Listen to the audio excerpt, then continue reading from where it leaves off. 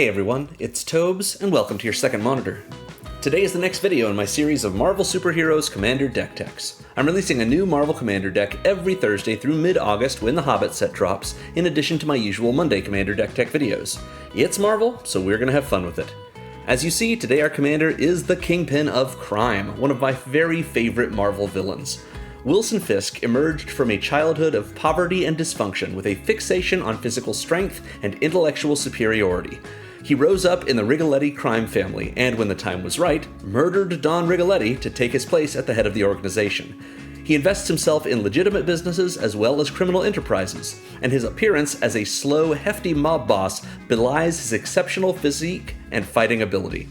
And, although he began as a Spider-Man villain, he eventually became associated more with Daredevil, who is my very favorite Marvel superhero. I'm excited to show you what I put together for the Kingpin, but before we get started, let's go over my deck building template. I like to build my decks around my commander. I want to show off why it's such a great card and why I thought it deserved a deck of its own. So I take about 30 cards and put them toward doing whatever my commander asks of me. This is our game plan. It's what we do at the table and how we try to win. 30 more cards go towards supporting that game plan in the form of card advantage, acceleration, and interaction pieces. I usually run 1 or 2 Wraths, sometimes more if it would play into the game plan, sometimes none at all, and I almost always keep to a floor of 38 lands. That way I can always hit my land drops and cast my spells and, play commander. So let's talk about our commander. The Kingpin of Crime is a 1/5 legendary human villain for 1, a white, and a black, with Extort, meaning whenever we cast any spell, we can pay a white or a black, and if we do, each opponent loses a life and we gain that much life, so the total amount lost by all opponents.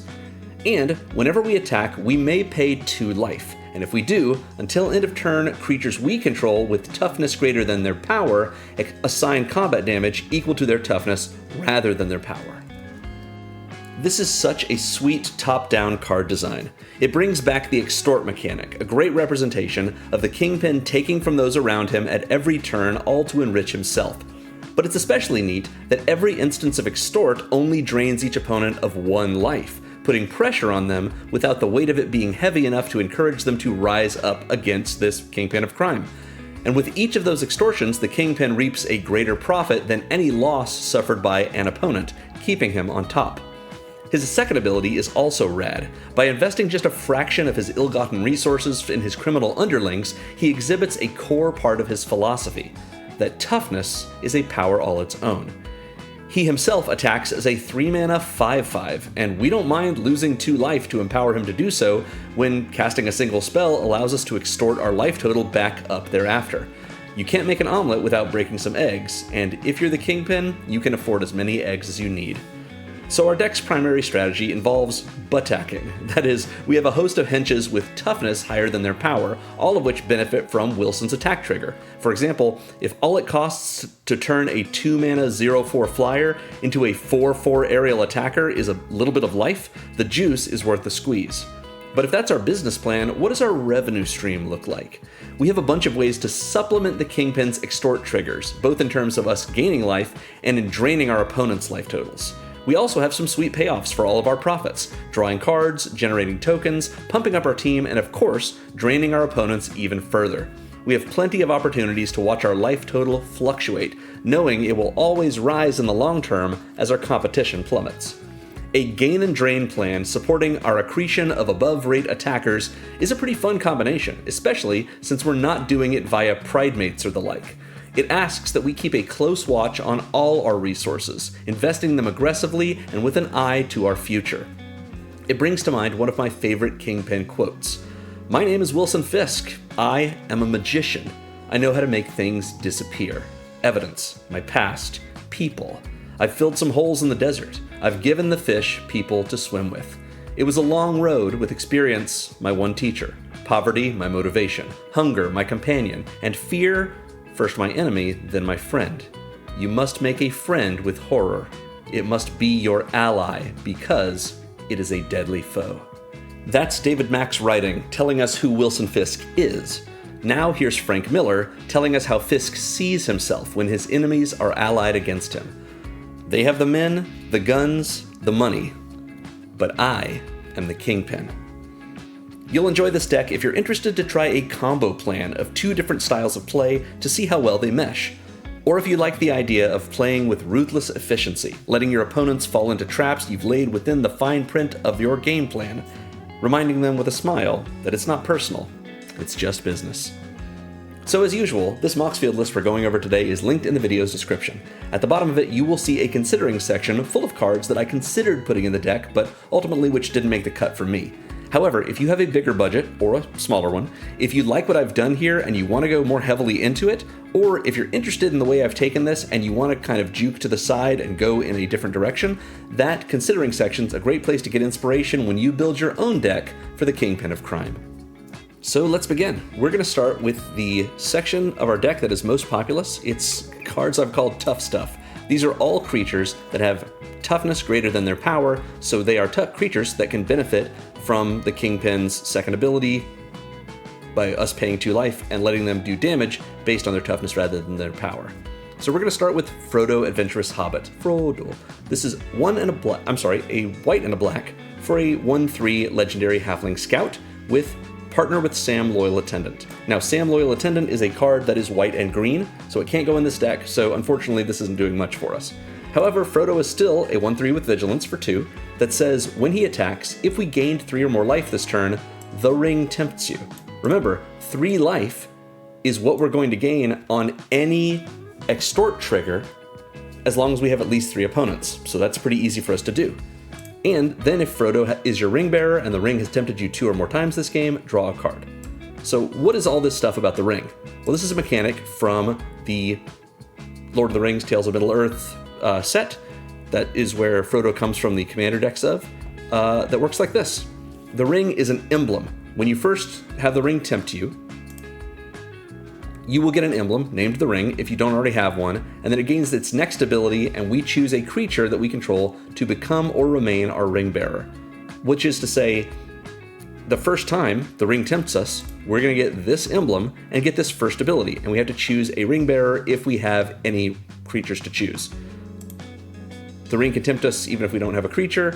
It gains its abilities from top to bottom. Once it gets an ability, doesn't get it, it has it for the rest of the game. Once it tempts us, we have to choose a creature if we control one, and we can only have one emblem named the ring and only one ring bearer at a time. So, when it first tempts us, we choose a ring bearer, which may well be Frodo, but it could be the Kingpin himself, that says, your ring bearer is legendary and can't be blocked by creatures with greater power.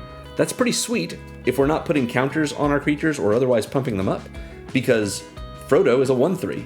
That means he can't be blocked by anything that could kill him with its power.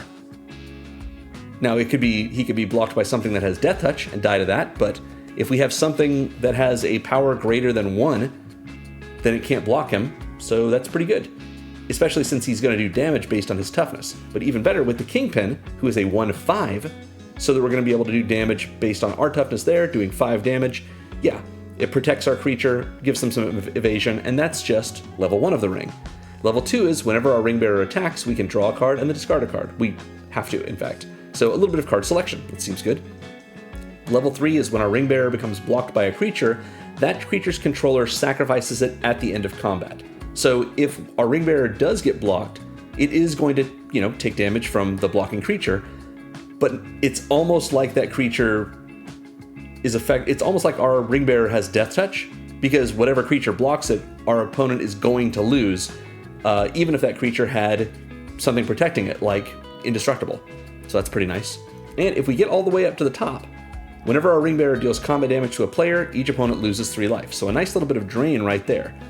So yeah, I haven't put Frodo in the drain section of our deck, because the only thing we really know we're going to get is the first level if we're getting tempted by the ring. But hopefully, Frodo is going to keep attacking. We will have gained life. We're going to keep getting tempted by the ring, and we're going to keep leveling up our ring emblem to get more and better things. Notably, once it is at its last level, once it's fully unlocked essentially, every time the ring tempts us, all we are doing is essentially just choosing another ring bearer. So we can move it around if Frodo's still here and doing stuff for us. However, if Frodo is our ring bearer and the ring has tempted us 2 or more times, which is to say, if it's not the first time the ring tempts us, then we get to draw a card on Frodo attacking. That's pretty good. So is that enough rules for the first card of the deck?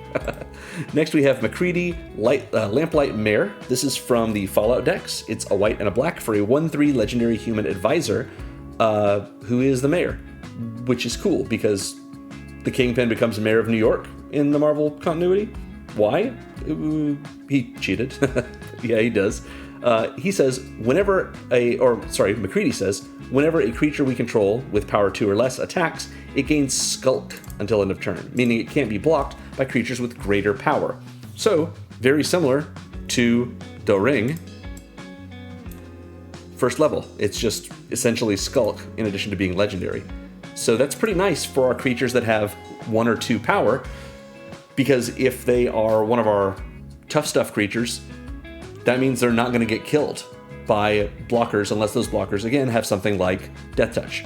So this is a nice evasive effect for all of our small creatures, of which most of our creatures are. Oh, we can get rid of this, I suppose. Also, whenever a creature with power 4 or greater attacks us, its controller loses 2 life, and we gain 2 life.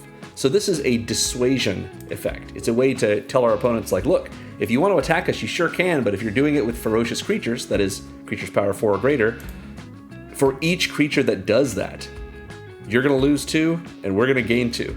So it's like we're cutting down their power, the amount of damage they're doing by 2 anyway, and it's costing them that 2. So, yeah, this is a little bit of sort of soft power protection, which feels good with the Kingpin, but also draining our opponents, gaining us life. That's stuff we're going to use for other purposes anyway. Nice. Next is Nyx Fleece Ram. 1 and a white for a 0/5 enchantment creature, sheep. Not bad. That says at the beginning of your upkeep, you gain a life. So passive life gain to help all of our payoffs, and a 2 mana creature that attacks as a 5/5, as long as we pay 2 life. But if we're doing that on a turn, we're able to attack with the ram. That means we untapped with it, which means we gained a life already, so we're only really down 1 life to attack with a 5/5 for 2. That's great. Next is Ornithopter of Paradise. 2 generic for an 0/2 artifact creature, Thopter. It flies and it taps for 1 mana of any color. This is just a nice way for us to have a mana dork in our white-black deck, but we can use it as a 2 mana 2/2 flyer, or rather it attacks as a 2/2 flyer, if we need it to. That's pretty good too. Next is Poo Poo UFO, another ramp piece actually. 2 generic for a 0/4 artifact creature construct alien from Final Fantasy. I'm not a Final Fantasy guy, so if you want to tell me in the comments what's going on with this Final Fantasy, I guess this is an 8 creature. I don't know what this thing's deal is, but it's a cool card. So it's a 0/4 flyer that if we tap it, we can put a land from our hand onto the battlefield. That's great. It doesn't even say tapped. So this gives us essentially a second land drop on our turns, and we've got plenty of ways to draw cards, so it's not uncommon for us to be able to use this to just power out some extra lands that we have in our hand. Or it's a 2 mana 0/4 flyer, so we can use this as a 2 mana 4/4 flyer. Pretty neat. It also has this other ability, which is not relevant in our deck. We can pay 3, and its base power becomes equal to the number of towns we control. We don't have any towns in this deck, so whatever. Next up is Scheming Silvertongue from the recent Secrets of Strixhaven set. This is a 1/3 Vampire Warlock for 1 and a black. It flies, it has lifelink, and it says at the beginning of our second main phase, if we gained 2 or more life this turn, it becomes prepared. Being prepared means we can cast its prepare spell from exile, a copy of it, and when we do that, that unprepares it. So easy for this to happen if we are able to pump up the Silvertongue, because we attack with it, and if it has any more additional counters on it, then it's going to do at least 2 damage and it will prepare itself. Or we spend 2 life when we attack with it, thanks to our commander's attack trigger, and it's going to do 3 damage. We will have gained 3 life, start of our second main phase, assuming this is still alive. It's going to prepare itself, and then we can cast Sign in Blood, the classic, just double black for a sorcery that says target player draws 2 and loses 2 life. So oftentimes that will be us, because we've just gained probably 3 life from the Silvertongue, and we can just get 2 cards off of that. Now, if this is the only creature we're attacking with, and we've paid 2 to our commander in order to make the Silvertongue do 3 damage, then we've just paid 2 life, gained 3, and lost 2. So we're technically down by 1 life, but we were able to do 3 damage to an opponent and draw 2 cards, all for the cost of essentially 1 life in aggregate. And if we attacked with any other creatures, we didn't have to pay any additional life to do so. The Kingpin makes all of our creatures do damage based on their toughness whenever we have them attack, and we pay his 2 life to his triggered ability. So yeah, Scheming Silver Tongue is a great way to repeatedly get some card draw for us, or to be a little bit of do a little interesting politics, a little business. We can hurt an opponent for 2 life if we are willing to let them do 2 cards, draw 2 cards rather, because Sign in Blood says target player, not you. So if we want, we can make a deal with someone and say, hey, if you're willing to lose 2 life, I'll let you draw 2 cards. I'll use my Sign in Blood on you. You just have to agree to leave me alone for a turn cycle or 2. And if they say yes to that, you say, okay, well, if you're willing to go that far, how about you let me hit you in order to prepare the Silver Tongue? Because they're not prepared yet. And they'll be like, that's a little bit more life than you said. I'm like, and we say, sure, that's true. But until we prepare the Silver Tongue, we can't cast it anyway. So, are you willing to pay 5 life?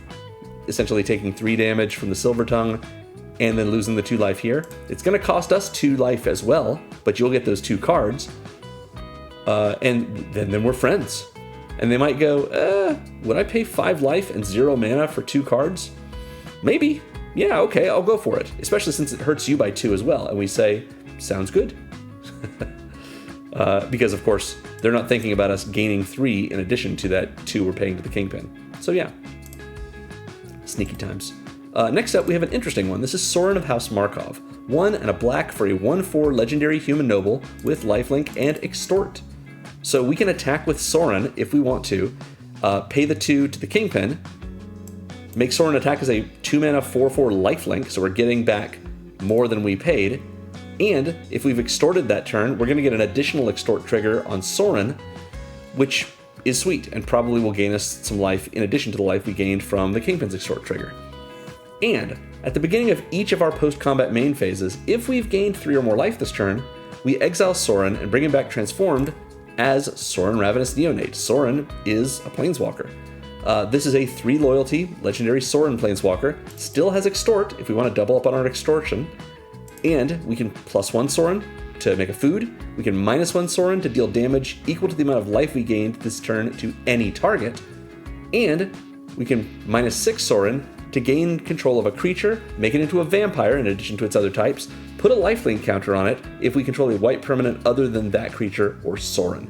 So probably we're going to steal something and make it a lifelinker, so it's another source of life gain for us. Very cool. And since Sorin can activate these abilities the same turn he flips over, we can just have him kill something. I mean, because if he's flipped, then we've gained at least 3 or more life. Or we've gained at least 3 life, which means Sorin can flip, and either we cast something else and extort again to gain even more life and increase the amount of damage we're doing, or we're just -1ing him to lightning bolt something, essentially. That's cool. However, it does say any target, so we can also just hit one of our opponents if we want. Neat. Next up, we have Catapult Fodder. This is an interesting one from Crimson Vow. 2 and a black for a 1/5 zombie that says, at the beginning of combat on your turn, if you control 3 or more creatures that each have toughness greater than their power, which is probably likely in this deck, we transform this into Catapult Captain. It's a 2/6 zombie that if we pay 2 and a black and tap and sacrifice another creature, tap the captain and sack a creature, then target opponent loses life equal to the sacrificed creature's toughness. Usually we're not doing this. We just want to have our 3 mana 1/5 that it's very easy to flip into a 3 mana 2/6, which of course attacks with the Kingpin, as a 6/6. But if we ever need to, if we don't want to use the captain to attack, we can hold it up, block with it as a 2/6, and maybe on an opponent's turn, we block with something else that has a high toughness. And if the creature we're blocking doesn't have trample, we can activate the Catapult Captain after blocking, sack that creature, and drain an opponent equal to the toughness of the creature that we blocked with. Neat. Next up, we have a really fun one. This got reprinted in the Tarkir Dragonstorm Commander decks, but it's originally from M21, which is where I know it from. This is Indulging Patrician. 1 a white and a black for a 1/4 flying vampire noble with lifelink So again, it attacks as a 4/4 lifelinker. It's not really a 4/4, but it's going to do 4 damage, and when it does that damage, we still get the lifelink benefit from it, so that's pretty nice. That says at the beginning of your end step, if you gained 3 or more life this turn, each opponent loses 3 life. So a free extra lightning bolt to each opponent's face, assuming we've gained 3 or more life, which we probably always have, since our commander lets us extort, and if we've got 3 opponents, then we've gained 3 life. Great. Next up is Moonlit Lamenter from the recent Lorman Eclipsed set. 2 and a white for a 2/5 Treefolk Cleric that enters with a -1/-1 counter on it, so it'll come in as a 1/4. And we can pay 1 and a white and remove a counter from it to draw a card at sorcery speed. Pretty nice that this essentially comes in as a 1/4 for 3, that if we pay 1 and a white, it gets bigger and we get a card off of it. It sort of comes with a card that is weighing it down, It's just a really cool effect. Also, we have a couple of ways, not too many, but a few ways in this deck to put counters on our creatures. Moonlit Lamenter does not say pay 1 and a white and remove a -1/-1 counter from this creature to draw a card. It just says any counter. So if we've put 1/1 counters on this, we can remove them and draw cards with that just at sorcery speed. It doesn't even require us to tap it, so as long as we're doing it at sorcery speed, we can do it as many times as we have the mana for it and the counters on it. Also remember that if we put a 1/1 counter on this when it has a -1/-1 counter, those 2 counters will annihilate each other and it will just end up being a 2/5 and hanging out. Nice.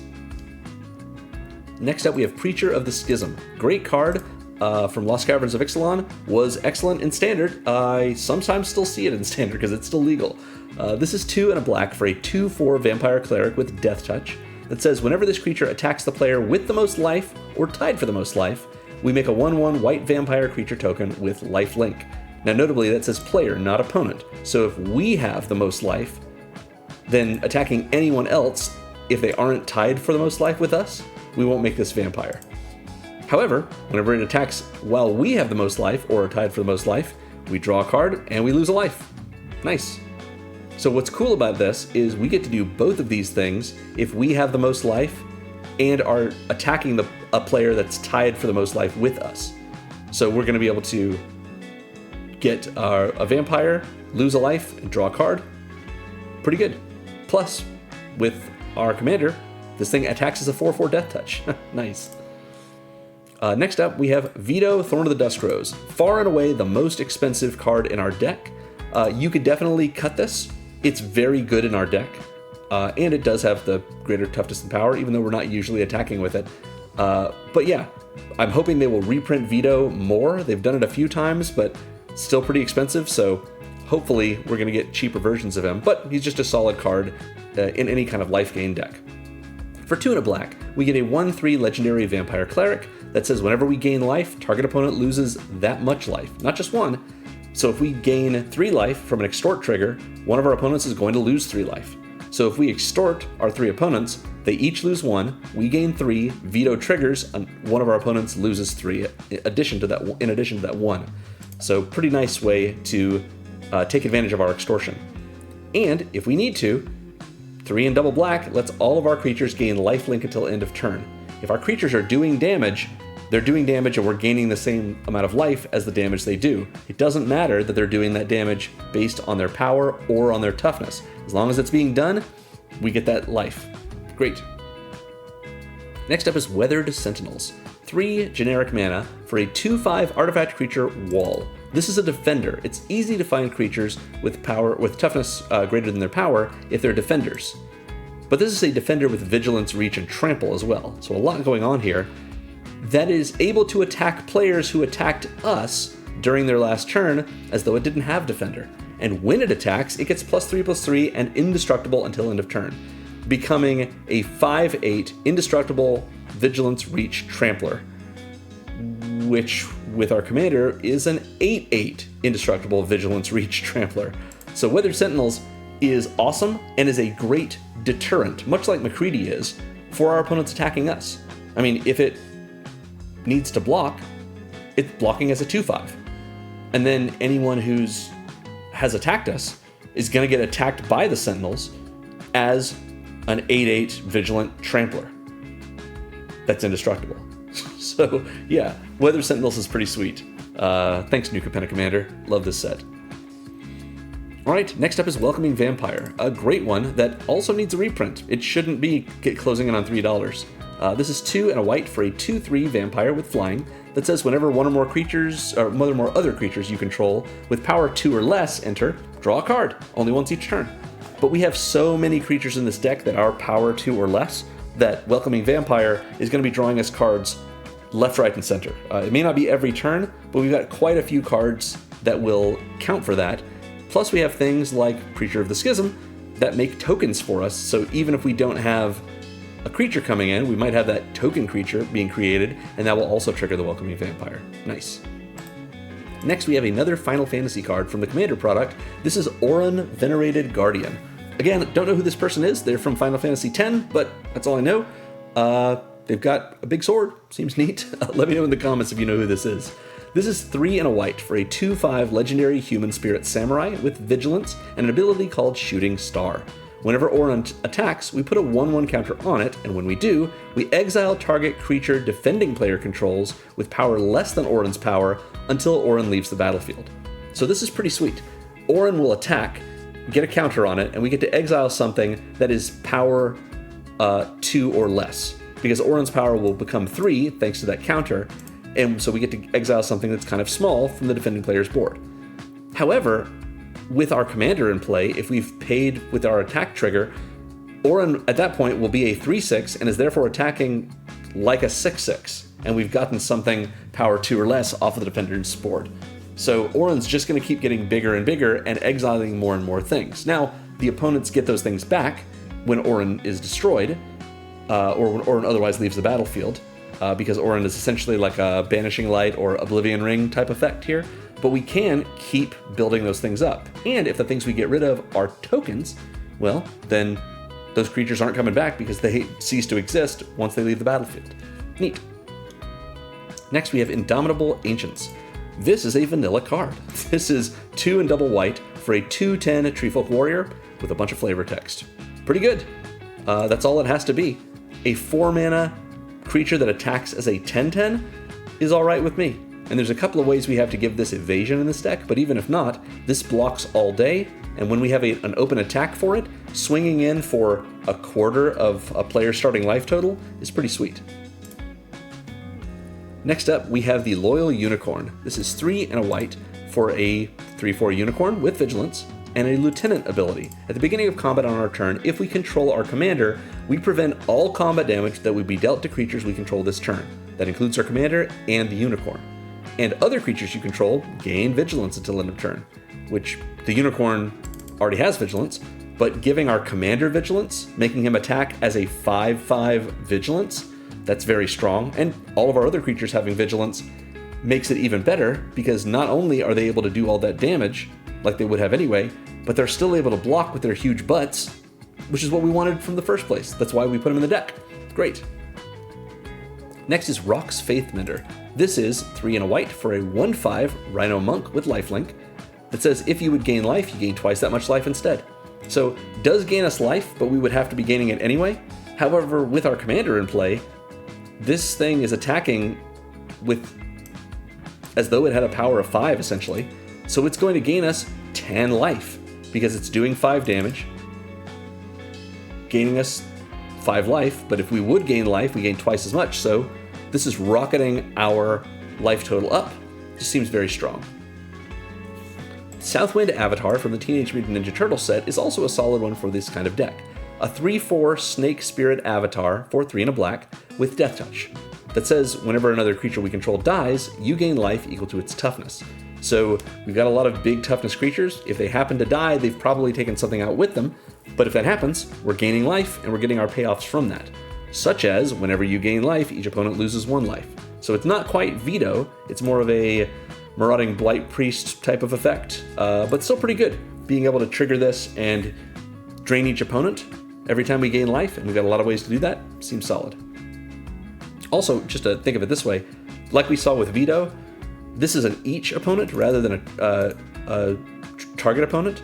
So it sort of means if we trigger our commander's extort ability, and we pay for that, then each opponent's going to lose a life. We will gain life equal to the amount lost, and that means we've gained life, so each opponent loses an additional life.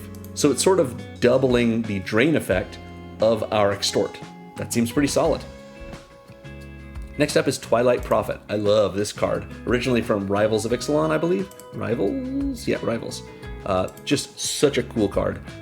2 and double black for a 2/4 Vampire Cleric with Flying and Ascend. Ascend means if we control 10 or more permanents, we get the City's Blessing for the rest of the game. You essentially have to have 2 things happening at once. You have to have 10 or more permanents. They can be lands, they can be tokens, and whatever it is, including the Prophet, just 10 or more permanents of any kind, and any permanent that has the Ascend ability. If you ever have both of those, you get the City's Blessing for the rest of the game, no matter whether or not you drop below 10 or more permanents. If you don't have an Ascend permanent in play anymore, it doesn't matter. You get it forever, it's just a status you keep.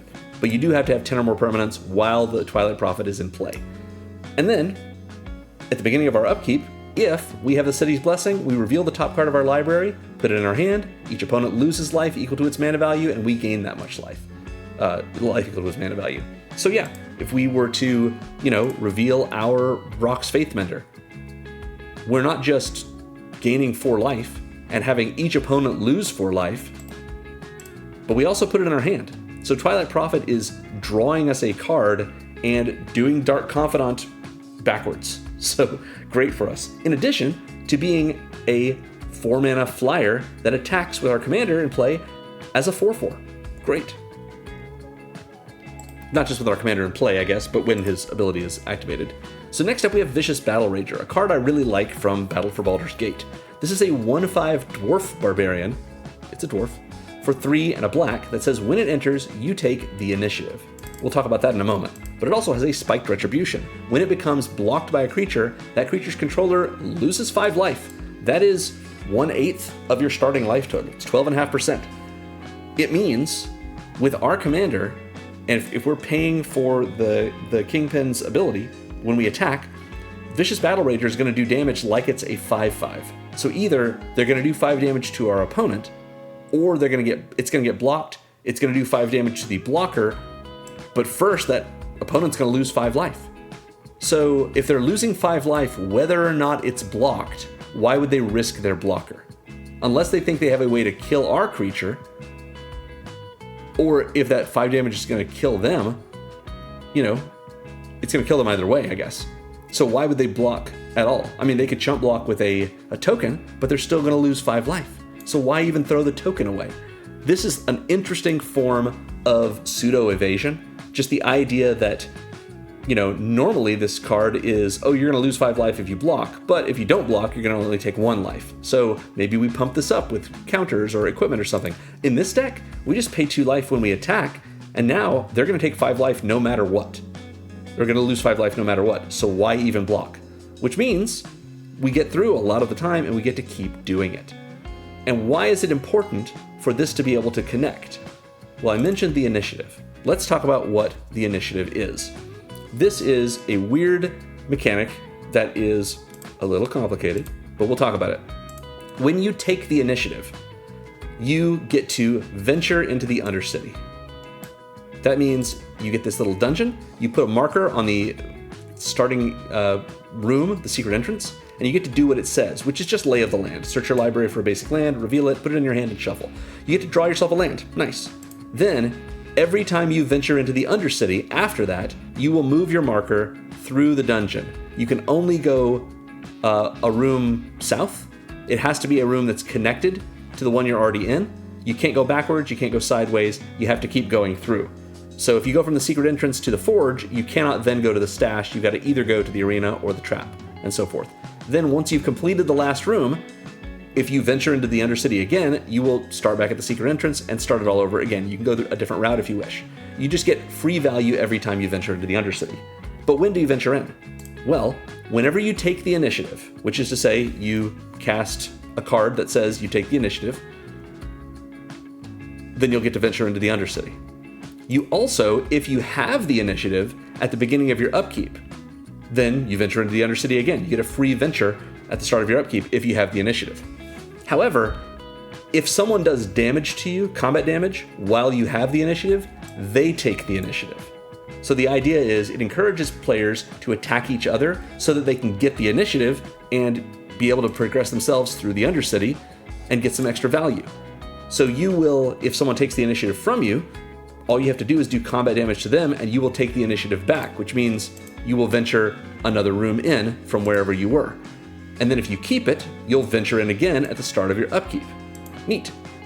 So why is that taking the initiative from other players important? Well, because we just talked about how the Vicious Battle Rager is so good at making players not block. Because especially in this deck, if it's going to do 5 damage, or they're going to lose 5 life if they block, either way, they're probably not blocking and probably, and maybe losing a creature. If they did, they're still going to lose the life and probably not kill the Battle Rager because it has 5 toughness. The only reason they might block us is to prevent us from taking the initiative back from them. But in all likelihood, we're not attacking with only the Battle Rager, and if they're doing that, what they're saying is, oh, I want to keep the initiative because, I'm on level 3, and I want to make this 1/4 menace skeleton. And to that we say, is that worth it to just lose 5 life? And they're like, well, I'm going to lose the 5 life either way. And we say, yeah, but do you want to also lose your creature? Because we're doing 5 damage to them, thanks to our commander. And they might say, okay, I guess we're going to lose the 5 life anyway. We're going to lose our creature and be rewarded with a 4/1 skeleton? I guess that's probably not as good as the card in our deck. Okay, fine, you can have it. So they let our Battle Rager through, we take the initiative, and we get to venture into the dungeon ourselves. This is how you extort people at the table as the Kingpin. Anyway, I think this is a fun card. I really like the initiative. It is a little complicated, but it's fun, and it encourages players to interact with each other. And Vicious Battle Rager, I just think, does more work than it seems like. So yeah. Next up, we have Wisp Drinker Vampire from Murders at Karlov Manor. 2, a white and a black. Gives us a 2/4 vampire rogue with flying. More flyers with the ability to do 4 damage in the air. Seems good. That says, whenever another creature we control with power 2 or less enters, each opponent loses a life and we gain a life. So we have a bunch of creatures that have power 2 or less when they enter. So great, this is just free drain and free life gain for us. And if we pay 5, a white and a black, so pretty expensive, creatures we control with power 2 or less gain Death Touch and lifelink until end of turn. It's a baby Vault of the Archangel effect that costs more and only affects some of our creatures. But it does affect a lot of our creatures, just not the entirety of them.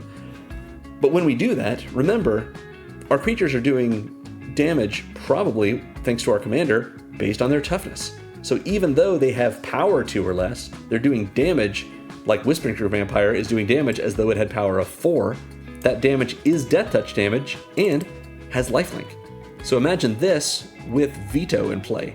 All of our stuff does damage equal to its toughness, and an opponent is going to lose all of that life, or we'll split it up between our opponents because each one will trigger separately. So yeah, this can be quite a nice finishing move that just helps us out late in the game after we've drained our opponents so many times by just playing creatures and had a 4-mana flying, essentially 4/4 that we can attack with. Great. Next we have God Eternal Oketra. I put this card in a lot of decks. If it's a deck that is creature heavy and is running white, why not? This is just such a strong card. It's a very cool moment in one of my favorite stories in Magic, which is the entire Nicol Bolas saga that leads up to War of the Spark. Just really like Oketra in this moment. Although I know what you're looking at. Isn't this a giant goddess with a huge bow? So surely it has reach, right? Nope. Oketra doesn't have reach. Do not get confused. So Oketra is 3 and double white for a 3/6 legendary zombie god with double strike. So I know you're already thinking, wait, it's a 3/6 with double strike? So it attacks like a 6/6 double strike? You are correct. Very good. In addition, whenever you cast a creature spell, you make a 4/4 black zombie warrior creature token with vigilance. So every time we cast any creature spell, of which we have 39 in the deck, so 38 other cards besides Oketra herself, gives us a 4/4 zombie with vigilance. That's just great. We don't get to flip it with our commander's ability because it doesn't have toughness greater than its power, but we don't need to because it's already got power equal to its toughness. Great. And vigilance helps us attack and block, much like all of our creatures that are such good defenders can do anyway. And even if we lose Oketra, we don't lose her forever, because when she dies or is put into exile from the battlefield, we can put her into our library third from the top, and we'll get her again later. Great. Love Oketra. Next is Grey Merchant of Asphodel. It's Gary. Gary is a 2/4 zombie for 3 and double black that says when it enters, each opponent loses X life, where X is our devotion to black, and we gain life equal to the life lost this way. Devotion is a cool mechanic from Theros that basically says this. We look at all the colored pips in all of our permanents in play, and we count up the number of black ones, and that's our devotion to black. So if these 8 cards are in play, then our devotion to black is 1, 2, 3, 4, 5, 6, 7.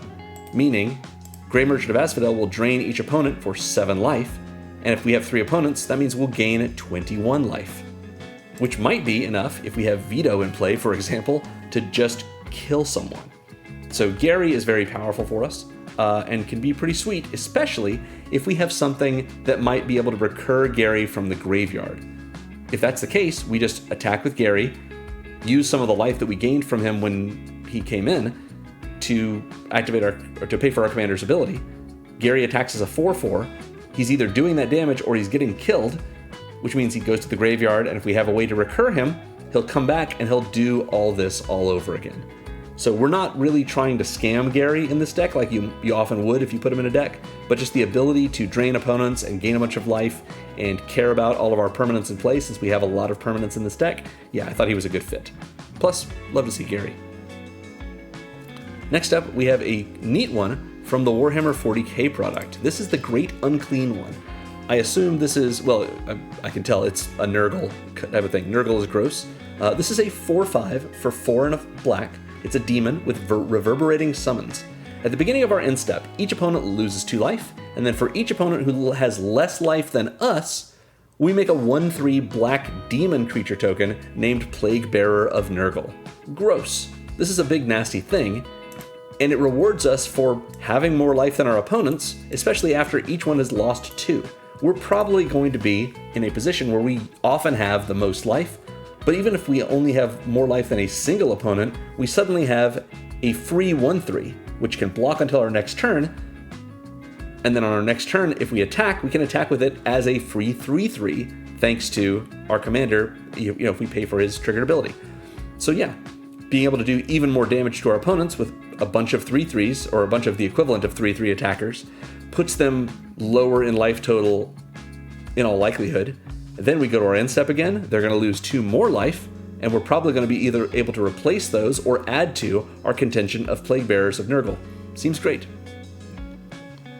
Next up we have Shadrack's Silverquill. 3, a white and a black, for a 2/5 legendary Elder Dragon. This is the original Shadrack's from original Strixhaven School of Mages, reprinted in the Tarkir Commander product, of course. Shadrack's is a 2/5 with flying and double strike, so we're doing good damage even though it's coming in and being one of our, it's able to trigger some of our things that care about us having something power 2 or less. So that's pretty sweet.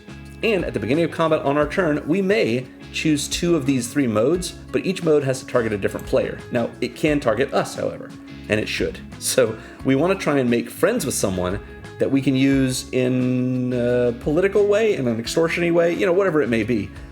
We have a little bit of, group hug or politics is really what it is in this deck, and Shadrack's is a good example of it. One of the modes is target player makes a 2/1 white and black Inkling creature token with flying, so 2/1 flyer, pretty nice. Target player draws a card and loses a life, or target player puts a 1/1 counter on each creature they control. So this can be pretty nice for us. We don't usually want to give it to someone else, make their whole board a little bit bigger, but we can give someone else a 2/1 flyer, since that's not likely to be able to stand up to our attackers anyway, or we can give someone a card and cost them a life. This is a drain effect, technically, and it might be enough to kill someone. You never know. So yeah, in addition, we're attacking with Shadrack's, and Shadrack's is a 2/5 flying double striker, but if we're paying for our commander's attack trigger, Shadrack's is now a flying double striker that attacks as though its power was 5. So that's 5/5 double strike? That seems pretty great. Next we have Baldan Sentry Herdmaster. This is a really cool card that I love that they've reprinted in the Tarkir Dragonstorm Commander decks, because it was originally E Honda from the Street Fighter. There you go, Secret Lair. But yeah, now it's this guy who's having a great time riding these oxen. Balden is 4 and double white for a 0/7 legendary human warrior that says during your turn, each creature assigns combat damage equal to its toughness rather than its power. So this means we don't even have to pay the Kingpin in order to get this effect. It even happens during our turn when we're not attacking with it. So if it were to come up before that, if someone were to cast, I don't know, an instant speed fight spell during our turn prior to combat, because they think that we're not going to be able to pump up our creatures or make our creatures do damage equal to their toughness without Wilson Fisk doing it for us, Balden makes it so during our turn, he might as well be a 7/7. Cool. And when Balden attacks, up to 100 target creatures each get a toughness boost equal to the number of cards in our hand. We have a lot of ways of drawing cards in this deck, but even if that toughness boost is just 1, because we only have 1 card in hand, we can target every single creature that we control, including Balden himself. And that toughness boost is translated into damage, because we're doing damage based on the toughness of each of our creatures that are attacking. Sweet. This just seems really fun. Yeah, I like it. And it's nice to have a backup effect for our commander if we need it, just in case. Next up is Nykthos Paragon. This is 4 and double white for a 4/6 enchantment creature, human soldier, that says whenever you gain life, you may put that many 1/1 counters on each creature you control. Do this only once each turn. So because they are 1/1 counters, they are pumping up our creatures so that any of our creatures that care about us having, creatures with power 2 or less, like Whispering or Vampire, are probably not helped anymore with that effect. However, let's say it was Grey Merchant of Asphodel that came in, and we had a Black Devotion of 7, meaning each of our 3 opponents loses 7 life, we gain 21 life, and we put 21 1/1 counters on each creature we control. And if we just pay the 2 life with our commander when we attack, we're still doing damage based on toughness rather than power. So if we put 21 counters on the Nykthos Paragon, the Nykthos Paragon is a 25/27 that's attacking as a 27/27. It says do this only once each turn, and you may, because if we have our turn mapped out and we know we're going to gain 1 life, and then we're going to gain 3 life off of, let's say our commander's Extort ability, we can choose the first time to not gain the life. And then the second time, since it's more, to gain the life and put that 3 counters on each of our creatures. It says do it only once each turn, so after we've done it once, we can't do it again that turn, but it doesn't have to be the first time. So a little bit of planning gives us the most value from the Nykthos Paragon, and this can really just turn our board into an even more dangerous state. Next we have Pontiff of Blight. 4 and double black for a 2/7 zombie cleric, so attacks as a 7/7, has power 2 or less for the things that care about it, and it even has Extort. This is our 3rd source of Extort in the deck beyond Sorin and our commander, so if we need to do more extortion, we certainly can. Because with the Pontiff of Blight in play, other creatures we control have Extort. So just think about this. Think if we have 4 creatures in play, including our commander, and we cast a spell. Well, now we have 5 triggers, 1 for each creature, and 1 more for our commander, because the Pontiff has Extort, every other creature has Extort, including our commander, and our commander already has Extort, and that's a second instance of Extort. So that means we have a kicker cost, essentially, of between 1 and 5, for as much as we want to pay, as long as every time we pay it, it's white or black mana. Each time we pay it, it's going to drain each opponent for 1, and we're going to gain life equal to that total amount. So if we have the mana to pay for all 5 of those triggers, and we have 3 opponents, then every opponent loses 5, and we gain 15. It's crazy. Pontiff of Blight is very powerful for us, in addition to just being so great with our commander, because it can attack as a 7/7. Great. Defiant Bloodlord is next. This is a more expensive version of Veto, kind of. 5 and double black for a 4/5 vampire. It flies, and whenever we gain life, target opponent loses that much life. So this is the same trigger that Veto has. We just can't use Defiant Bloodlord to give lifelink to all of our creatures. But it does, sure, with the Kingpin in play, attack as a 5/5 flyer, which seems pretty good too. Great. finally, we have Zatalpa Primal Dawn. 1-800-Are-You-Flappin'? 6 and double white for a 4/8 legendary elder dinosaur with flying, double strike, vigilance, trample, and indestructible. This attacks as a flying, double striking, trampling, vigilant 8/8 that is not able to be destroyed. So it's expensive, not in terms of currency, but in terms of mana. But if we get it out and then we untap with it, good grief. This is going to be doing an unbelievable amount of damage every single turn. It can block because it's got vigilance. It's got double strike all the time. Yeah, they can't get rid of it. Love Zatalpa. It's hard to say no to a big, like, definitely commander card. The sky takes flight and the earth trembles. Call the number. This is great. And that covers all of our tough stuff cards. I think that's enough to talk about for our game plan, but I do want to talk about our Lifegain cards right now, just because they're so important to the deck as well. Many of these we've already seen, but this is going to cover quite a few other cards in our deck. So we have Lone Rider. This is just a cool one. 1 and a white for a 1/1 first strike lifelink, Human Knight. So 2 mana for a 1/1 first strike lifelink is okay. But at the beginning of the end step, if we gained 3 or more life this turn, we transform it into a 4/4 first strike lifelink trample Eldrazi Horror. So it gets +3/+3 permanently and gains trample and stops being a human, starts being an Eldrazi. But what's so great about this is if we play this when our commander's out, we cast it for 2 mana, we get the extort trigger, we extort our opponents, each one loses 1 and we gain that amount. So if we have 3 opponents, we've gained 3 or more life. So the Lone Rider will come in as a 1/1 first strike lifelink, we'll go to our end step, it will flip right then.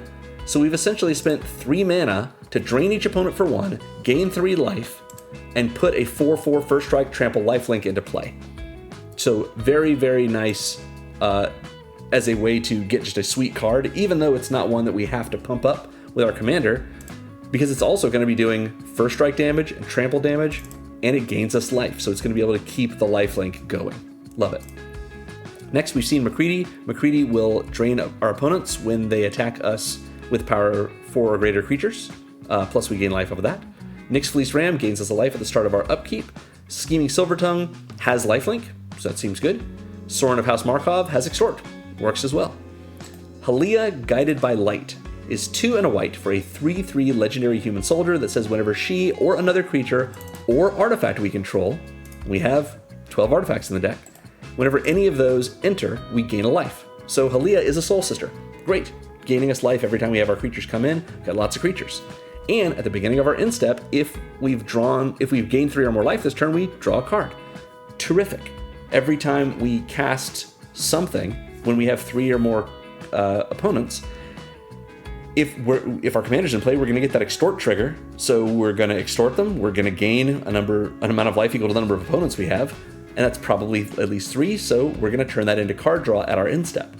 We can even get that going early because Halia has Warp for a single white. This is an alternate casting cost. So if we cast her for her Warp cost of 1, she will come in, she will hang out for that turn, and at the end step, we exile her, and on a later turn, we're allowed to cast her for 2 and a white. So we get a quick little bite at the apple first, which is especially nice because she'll come in, gain us a life, and we'll gain more life if we have other creatures coming in, of course, thanks to Halia's first ability.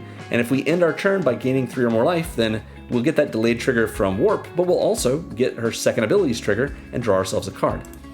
But if we have just 2 mana, 1 white and 1 either white or black, we can Warp Halia, trigger our commander, use our second mana to pay for the extort trigger, gain probably 3 life. Halia enters, we gain a 4th life from her entering, and if that's all we do that turn, she'll still go to the end step and draw us a card because we've then gained 4 life. That 3 or more life is so easy to get with our commander or any of our other extort cards. So yeah, great. Next, we have Indulging Patrician. It has lifelink, pretty good. We've got a lot of cards that have lifelink. Oh, Sorin also has lifelink, I should mention, that are just better in this deck than normal because, you know, a 1/4 with lifelink that attacks as a 4/4 with lifelink gains us a lot more life. Next up, we have Moseo, Vane's New Dean. Check out the video's description if you want to see a Moseo commander deck that I built during the Secrets of Strixhaven series of decks that I built. This is a really cool one. Moseo is also a really cool character. I really like this bird. It's 2 and a black for a 2/1 legendary bird skeleton warlock with flying that says whenever Moseo or when Moseo enters, we make a new pest token, a 1/1 black and green pest creature token with when it attacks, we gain 1 life. So that is the reason this is in this section, because it will make a creature that can gain life for us at least once when it attacks.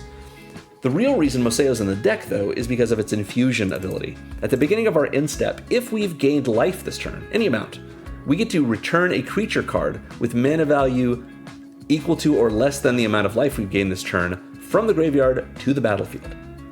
So because we have so many cards that are mana value 3 or less, a single extort trigger, if we pay for it, if we've got 3 opponents, we've gained 3 or more life. We've just gained 3 life from that.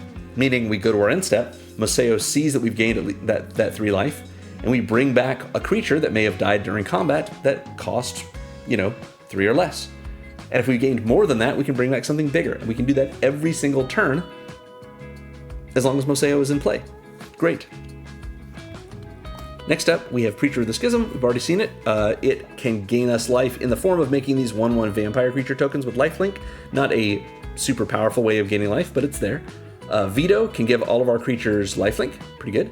Rock's Faithmender has lifelink and makes us gain double life whenever we would gain life. Next we have a Planeswalker that is an older version of Sorin. This is the War of the Sparks Sorin, Sorin Vengeful Bloodlord. A 4 loyalty Sorin Planeswalker for 2 a white and a black that says during our turn, creatures and Planeswalkers we control have lifelink. All of our creatures have lifelink all of a sudden, meaning that when we're doing damage based on our toughness, and it's a much higher toughness, we're gaining a crazy amount of life. This can really shift the balance for us. We can also activate Sorin for +2 and do 1 damage to a player or Planeswalker. Just 1, but Sorin is giving himself lifelink, so we're also gaining life from that when we do it. This might kill a Planeswalker, this could kill a player, but it can at least ping a player, and that's pretty nice.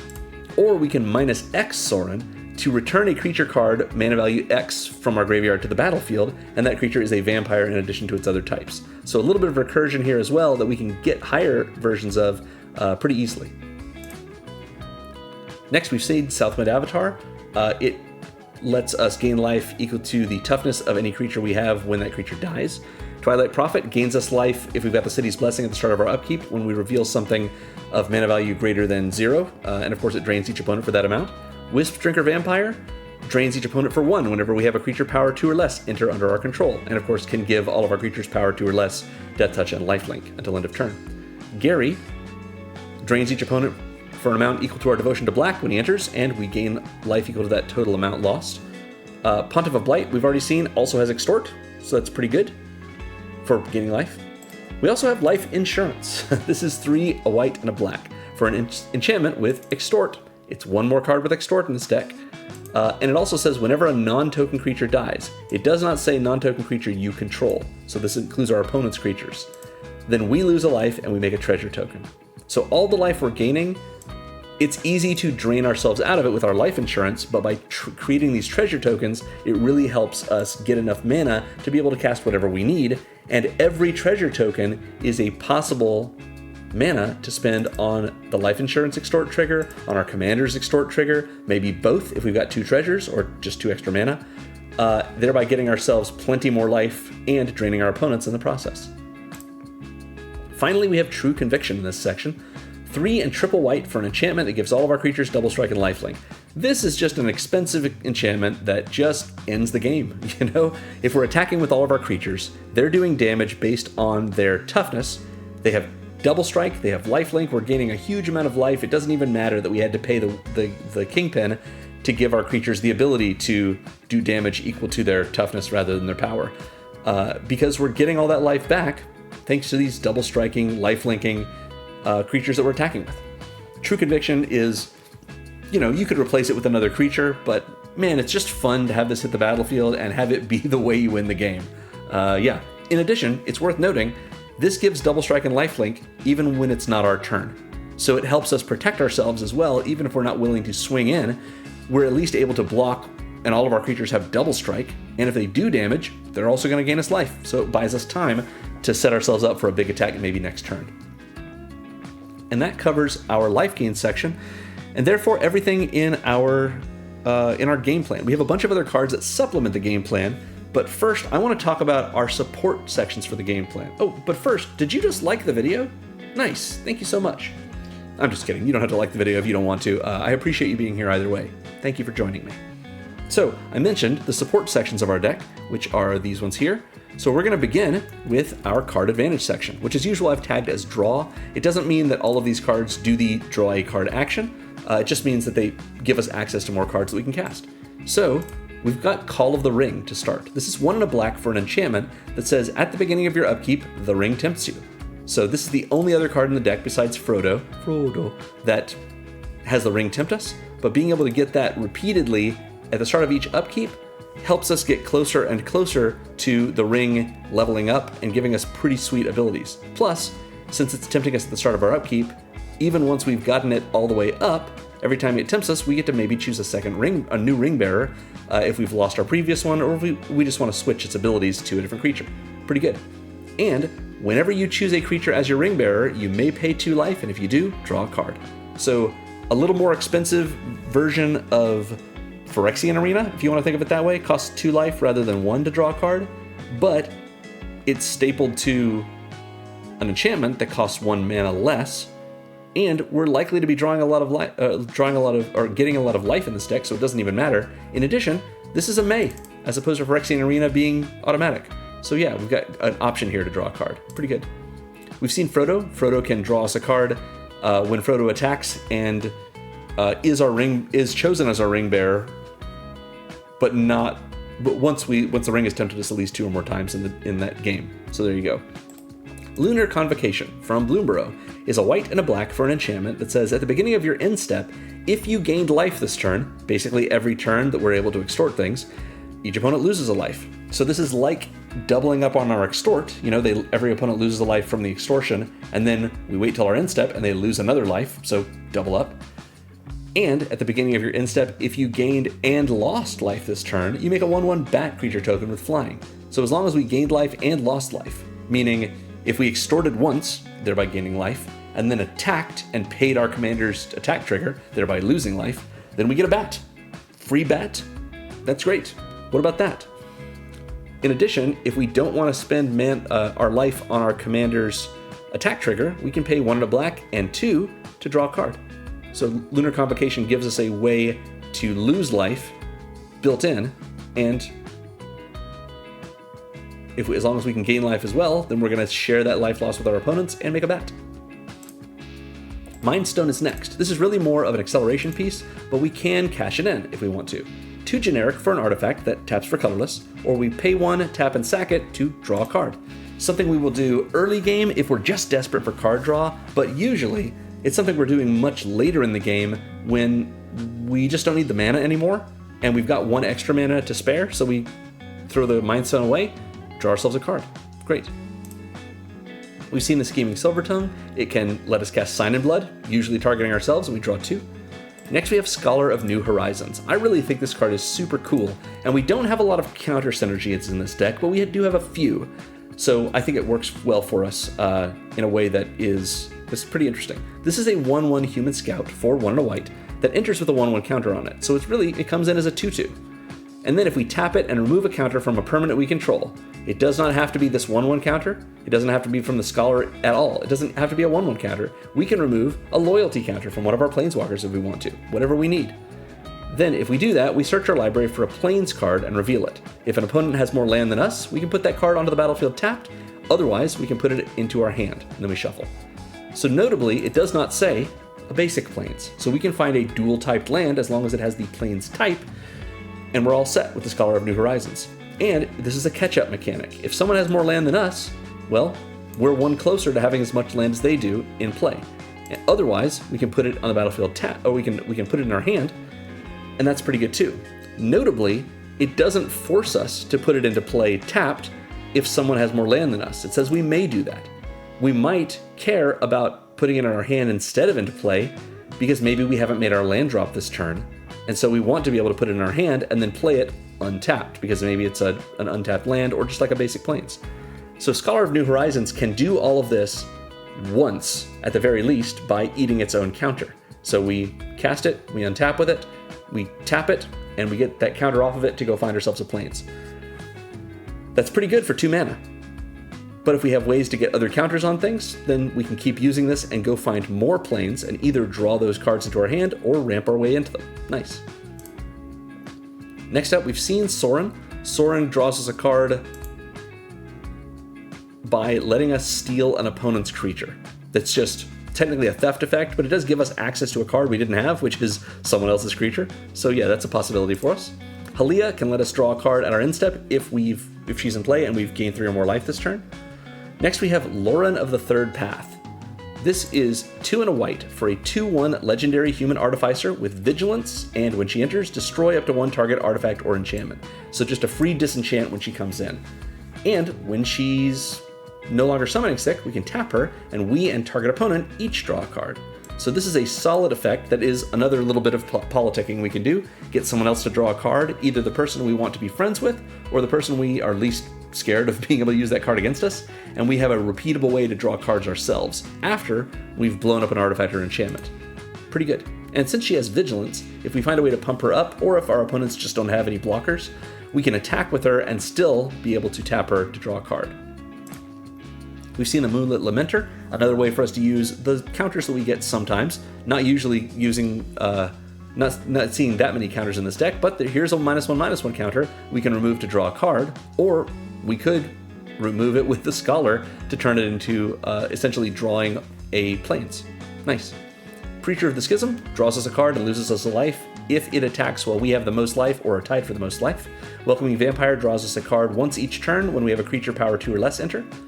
Solemn Simulacrum is 4 generic mana for a 2/2 artifact creature, Golem, that when it enters, we can Rampant Growth. We search our library for a basic land, put it on the battlefield tapped, and shuffle. And when it dies, we can draw a card. Great. This is a solid card that comes in and gives us value, leaves the battlefield, gives us value again. I like to compare the Sad Robot to the Scholar of New Horizons. This is a card that comes in and does not draw us or ramp us a card until the next turn. But it does then, as long as it survives, at least once, and is a 1/1. The Sad Robot gives us that ramp for free when it first enters and can draw us a card, so it does not just one or the other, but both, but it does cost twice as much. And the Scholar can be activated multiple times to keep doing its thing, as long as we've got other counters. So both of these things are doing kind of similar effects, but in different ways. And so yeah, might as well run both in a deck that isn't playing any green, so it's hard to ramp in it. Twilight Prophet, once we have the City's Blessing, lets us reveal the top card of our library, put it in our hand, and drain each opponent for its mana value while gaining life equal to its mana value. Vicious Battle Rager lets us take the initiative, and at the very least, when we take the initiative, we're going to go to the secret entrance, find a basic land, put it in our hand, and shuffle. So we're drawing a basic with that Lay of the Land effect, at the very least. And Shadrick Silverquill can let us draw a card and lose a life if we target ourselves with that mode and some other player with one of the other modes. Sure. That covers our card advantage section. Let's talk now about our acceleration. Of course, as usual, I just tag these as ramp. Of course, we're running Soul Ring, a single generic mana for an artifact that taps for 2 colorless. This goes in basically every commander deck, and if you think you found a commander deck that doesn't go in all likelihood, you're wrong. I'm sorry to say it. I've seen the analyses of this. It's just so powerful in this format. There are cards that are less powerful than this that are banned on power level, but this is just the symbol of the format, and so we keep it in, so we might as well run it.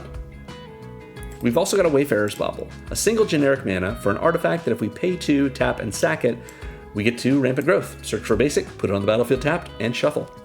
Excellent in this deck. Rampant Growth is 1 and a green for this effect. So that's 2 mana. So we're spending 1 extra mana, but we don't have to do it on the same turn. And we're not having to spend a specific color of mana either. So we can spend just generic mana on this or colorless mana like from Soul Ring. So being able to use Wayfarer's Bauble to do a green effect for only 1 extra mana with our mana perfectly fixed, and that extra mana doesn't even have to be on the same turn. Like, I love decks like this where I can Wayfarer's Bauble turn 1, crack it turn 2, start turn 3 by casting my commander and still having 1 mana open. That's great. Yeah, I love this card. Another almost auto-include is Arcane Signet, 2 generic mana for an artifact that comes in untapped and taps for 1 mana of any color in our commander's color identity. So in this deck, white or black. It's a 2 mana untapped mana rock that makes both of our colors. Of course we're running it. We're also running Mind Stone, as we've seen. 2 mana rock, comes in untapped, taps for colorless. Ornithopter of Paradise comes in untapped, even though it's a creature. We wait until next turn, but it can tap for 1 mana of any color. And we can attack with it as a flying, maybe 2/2. Nice. Orzhov Signet is another 2 mana rock that requires us to pay a mana into it and tap it. But when we do, it makes 2 mana, a white and a black. So we're tapping 2 mana sources, whatever we're paying into the Signet and the Signet itself, to get 2 mana, but it fixes our mana, and that's pretty good. Another 2 mana rock. Poo Poo UFO, we can tap it to put a land from our hand onto the battlefield. It doesn't even come in tapped, seems good. Scholar of New Horizons, we just talked about a minute ago, lets us go find a plains and either put it into play or into our hand. Talisman of Hierarchy, so good. 2 generic for an untapped artifact that taps for colorless, or for white or black if we're willing to let it do a damage to us. So in this deck, that damage is basically negligible. We're gaining so much life over the course of the game that it doesn't matter that we have to pay it in order to get colored mana. But let's pretend that wasn't the case. This is what I like to say in a deck where we don't even have any life gain. 1 damage is always worth it. The reason is because if we don't need colored mana from the talisman, we just tap it for colorless. And if we need colored mana, then what does it mean to need it? It means that without that colored mana, we wouldn't be able to cast a certain spell. Which means the question is, would you pay a life in order to cast 1 extra spell? I would every single time. I would let it get me super close to dying, because every spell you cast in Magic puts you a step closer to winning, and so the more spells you cast, the better a chance you have of doing better in that game. So spending 6 life over the course of a game, even if you're not gaining any, with a Talisman of Hierarchy means you've cast 6 extra spells you wouldn't have otherwise been able to cast, maybe. So great, it's worth the trade every single time, and if we don't need the colored mana, again, we just tap it for colorless. Great, great, great card. And Solemn Simulacrum lets us rampant growth when it comes in, and Life Insurance makes us a treasure at the cost of 1 life every time any non-token creature dies, even our opponents. Great. That covers our acceleration section. Let's go now to our interaction, which as usual I've tagged as removal. So I often like to say that Path to Exile and Swords to Plowshares are almost the same card. They are both a single white mana, they're both instants, and they're both cards that exile a target creature and give that creature's controller a little bit of a kickback. Swords to Plowshares lets that creature's controller gain life equal to the creature's power, and Path to Exile has that creature's controller gives them the option to rampant growth. Search for a basic, put it in the battlefield tapped, and shuffle. So both of these cards are extremely powerful, single mana, instant speed, unconditional exile effects, giving the creature that we're getting rid of's controller a little bit of life or a land that they can't even use this turn. Sure, totally worth it both times. Sorin is in this section because Sorin's -1 can deal damage to any target based on the amount of life we've gained this turn. So we can kill creatures with this, we can kill planeswalkers, and of course we can burn our opponent. Vanishing Verse is next. A white and a black for an instant that exiles a monocolored permanent. So we can't hit multicolored spells with this, but everything else that isn't, I guess, colorless, we can get, and it exiles it at instant speed. Great. Emergency Eject is next. Here is my rant about Emergency Eject. This card is underplayed in Commander, because most people who play Commander are not looking for land destruction.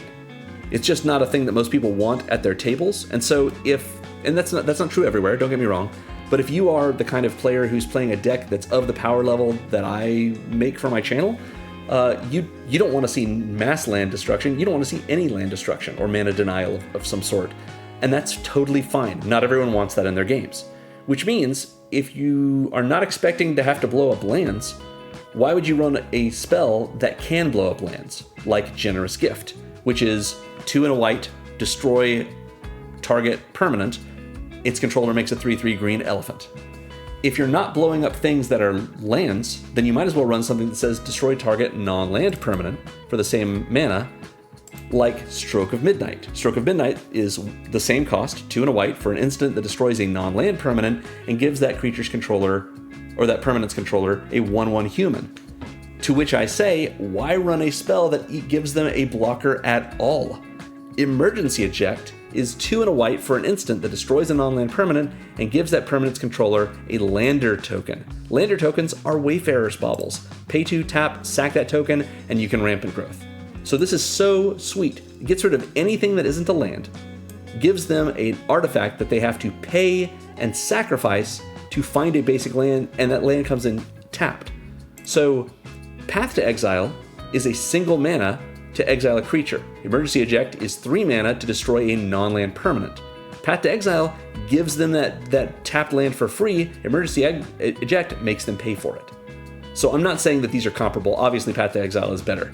But Emergency Eject has that flexibility of hitting any kind of permanent, and it forces them to pay for their own rampant growth effect. I think this is just a very powerful card in terms of being flexible in Commander, so yeah, it's worth running. Next is Grasp of Fate. 2 and double white for an enchantment that says when it enters, for each opponent, exile up to 1 target non-land permanent that player controls until this enchantment leaves the battlefield. So, this is an Oblivion Ring that hits something on every opponent's board, rather than just one player. It just costs 1 and double white instead of 2 and a white. So Grasp of Fate is really powerful in that we can hit, one thing on each opponent's playmat, but it's also something we can use politically. That's why I chose it for this deck, because it fits with the flavor of Kingpin. We can say, hey opponent A, I'm gonna get something of yours. It says up to. So we might say, I don't have to get one of your things. What will you promise me or give me in return if I don't get you? But we could also say, look, to make it fair, I am going to take something off of everyone's playmat. But I'll let you decide what I take off of opponent B's playmat if you leave me alone for a turn cycle. And they might say, okay, deal, and they tell us. And then we say, great. Hey, opponent B, what do I take off of opponent A's playmat, and what will you give me to do that? Or we pass it around the table. We even say, look, I want it to be fair, everyone's going to lose something, but I'm going to let everyone decide what the player to their left loses. So the one on our right chooses the player on our left, that kind of thing.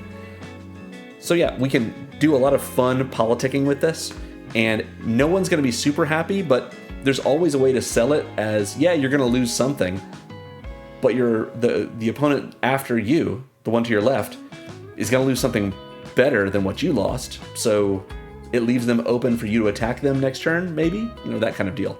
So yeah, Grasp of Fate is a pretty fun way to do a little politicking, or at the very least, just treat it like an Oblivion Ring or a Banishing Light, and you're all set. Next up, we've got Lauren of the Third Path, we've already seen. She enters and destroys an artifact or an enchantment. Auron is another sort of Oblivion Ring effect. Whenever Auron attacks, his power gets higher, and we get to exile something, a creature that the defending player controls with power less than Auron's power until Auron leaves the battlefield. We've also got Sorin. Sorin can be +2 to do 1 damage to a Planeswalker or player, so that's our little bit of removal there, just a tiny little bit that can affect Planeswalkers. But we also have Foul Renewal. 3 and a black for an instant that returns a creature from our graveyard to our hand, and target creature gets -X until end of turn, where X is the toughness of the card we return this way. So if we lose one of our creatures, it's probably got a high toughness, so we can use this 4 mana instant to get that thing back into our hand and kill something in the process. Sweet. Those are our interactive spells. We are running 2 Wraths in this deck. They are 2 of the classics. Fell the Mighty is 4 and a white for a sorcery that destroys every creature with power greater than target creature's power. So we just choose the creature we have in play that has the highest power, which may well be 2, and everything on our opponent's playmats with a higher power goes away. Or maybe we want to wipe pretty much everything. Maybe we want to choose our commander, which has a power of 1, and kill everything that doesn't have power 1 or 0. Or we do have at least a couple of creatures with power 0, then everything that has a power greater than 0 dies. So yeah, Fell the Mighty is a sweet sorcery for us to wipe the board if we need to. Similarly, we have Dusk to Dawn. This is a really cool card. Dusk is a sorcery for 2 and double white that destroys every creature power 3 or greater. That is very few cards in our deck, especially unless we've pumped up our deck with our our Nykthos card. If that's the case, that's okay. Board wipes are meant to wipe the board. However, most of the time this is not going to hurt our stuff. But if it does, that's okay, because it has Dawn as an aftermath card. Dawn is a spell, a sorcery, that can only be cast from our graveyard, and then when we cast it, we exile it. So it's sort of like Dusk has a flashback mode, and that flashback mode works differently than its original one. That's how aftermath cards work. So the idea is we cast this, then it goes to the graveyard, and we can cast the aftermath half from the graveyard. Or if we find a way to just discard this, which we might do from the ring, a ring bearer attacks, we draw and discard for the second ability. If that's the case, we might just discard this and we just have access to Dawn from our graveyard. We miss out on Dusk, but that's okay. Dawn is 3 and double white for a sorcery that returns all creature cards power 2 or less from our graveyard to our hand. So we at least get to put things back in our hand. Pretty good recursive ability. Nice. And that covers our Wraths and all of our support categories. We're going to go into the supplemental categories now, starting with our Payoffs. These are all cards that reward us for doing what we were going to do anyway. Like Frodo cares about us having gained 3 or more life this turn when Frodo attacks. That's solid. So does Griffin Airy. This is 1 and a white for an enchantment that says at the beginning of your end step, if you gained 3 or more life this turn, make a 2/2 white Griffin creature token with flying. We get a free Winddrake every time we gain 3 or more life, or every time we have done that during our turn, which is, again, if we've got 3 or more opponents, a single extort trigger that we've paid for. Sweet. Lone Rider cares about us, again, going to our end step and having gained 3 or more life, so that it can become it that rides us 1. Lunar Convocation cares about us having lost and gained life by letting it, at our end step, if we gained life, each opponent's going to lose 1, and if we lost and gained life, we also get a bat. Scheming Silvertongue cares about us having gained at least 2 life before our second main phase, because that will prepare its Sign in Blood. Halia at our end step cares that we've gained 3 or more life, because that'll draw us a card. Indulging Patrician at our end step cares if we've gained 3 or more life, because that will drain each opponent for 3. Moseo at the end step cares about how much life we gained, because that will let us reanimate something with mana value no greater than the amount of life we gained. Veto, whenever we gain life, target opponent loses that much. Rock's Faithmender, whenever we gain life, we gain twice as much. Southwind Avatar, when we gain life, each opponent loses 1. Gwaihir, Greatest of the Eagles, we haven't yet seen. This is 4 and a white for a 5/5 legendary bird noble. It's a bird and a noble, look at that crown, with flying, obviously, it's a bird. It says, whenever Gwaihir attacks, target attacking creature gains flying until end of turn. So it jumps something, it lets something ride on top of it, which is sweet, because if that's our commander, and we pay the 2 life for our commander's attack trigger, then now we're attacking with 2 5/5s in the air, Gwaihir and our commander. And at the beginning of each end step, if we gained 3 or more life this turn, we make a 3/3 white bird creature token with flying, and whenever this token attacks, target attacking creature gains flying until end of turn. So as long as we keep gaining 3 or more life, each turn we're going to get a baby version of Gwaihir that will be able to jump our other creatures as well. So we build up to a flight of birds that will help our non-flyers fly over our opponents and slam in with their huge toughnesses. Great. We've got Life Insurance, cares about us casting spells, really is what the extort trigger is there for, but really it cares about things dying, which is what we want to be happening all the time. Nykthos Paragon cares about us gaining life, puts counters on our creatures once per turn, and Defiant Bloodlord lets us gain life and then thereby drain an opponent for that much, the same as Veto. Great, that is our payoff section. Let's talk about all the ways we have to drain our opponents. I know this looks like as many things as we've got in our Lifegain section, but yeah, they're all grouped together here. Lunar Convocation drains each opponent for 1 at our end step if we've gained life this turn. McCready drains each opponent for 2 anytime those opponents attack us with a creature power 4 or greater, so for each creature power 4 or greater that attacks us. Scheming Silvertongue can drain an opponent for 2 by us casting Sign in Blood for them. That's a possibility. Sorin has Extort. That drains our opponents. Catapult Fodder's backside, we can sack a creature and drain an opponent based on the toughness of the sacrificed creature. Indulging Patrician drains each opponent for 3 at our end step if we gain 3 or more life. Veto drains an opponent for an amount of life, or an amount equal to whatever life we gained whenever we gain life. Sorin can just do 1 damage. to a player or planeswalker, which is a drain effect, kind of. It's technically burn versus drain, but if you want to be technical, drain involves an opponent losing life and us gaining life at the same time, as per the drain life spell. But we don't need to be too pedantic about it, even though I just was. Southwind Avatar drains each opponent for 1 every time we gain life. Twilight Prophet drains each opponent for the amount equal to the mana value of the card we reveal in our upkeep, as long as we have the City's Blessing. And of course, we gain that life equal to that mana value as well.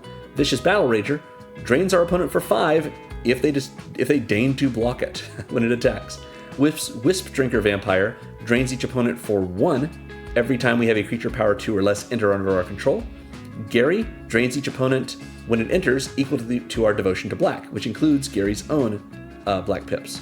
The Great Unclean One drains each opponent for 2 just at the end step, and then maybe we get to make some 1/3 Plaguebearers of Nurgle. Life Insurance has Extort. We can drain them that way. Shadrix has can drain them for 1 if we choose the mode where they draw a card and lose a life, so it's sort of a half Sign in Blood. Pontiff of Blight doesn't just have Extort, it gives all of our creatures Extort. And Defiant Bloodlord, as we've seen, drains our opponent based on the amount of life we gain whenever we gain that life. So that is our drain section. We have some cards to protect ourselves and our creatures. We've seen McCready. McCready disincentivizes players from attacking us. It's a little bit of a protection. Weather Sentinels can protect us, again, by disincentivizing our opponents from attacking us, because otherwise they're going to get attacked by an essentially 8/8 indestructible vigilant reach trampler. Loyal Unicorn, whenever we go to combat, if we control our commander, prevents all the damage that would be, all combat damage that would be dealt to our creatures this turn, plus giving everything vigilance. And we have the Swiftfoot Boots. For 2 generic mana, we get an equipment that equips for 1 and gives the equipped creature Hexproof and Haste. Haste is fine if we're putting it on our commander, because then we can attack with a 5/5, essentially a 5/5 commander. But Hexproof protects our commander, or whatever else we put the Swifties on, in a simple way. We just can't be targeted by our opponent's stuff. Seems good. That is our protection section. We have a little bit of pump in our deck. Oh, it's right here. Just ways to build up our things. Shadrick Silverquill can put a counter on each creature target player controls. Baldan can give each of our creatures a toughness boost equal to the number of cards we have in hand when Baldan attacks, as long as we don't have more than 100 creatures. Nykthos Paragon can put a 1/1 counter on each creature we control for each life we gained, when we gain life, only once each turn. But we also have Smile at Death. This is a sweet, sweet card from Tarkir Dragonstorm. References Alesha, such an important character in Magic's history. If you want to know more about Alesha, I will link my this year's Pride deck that involves Alesha in it. That was pretty fun. And yeah, so that's in the video's description.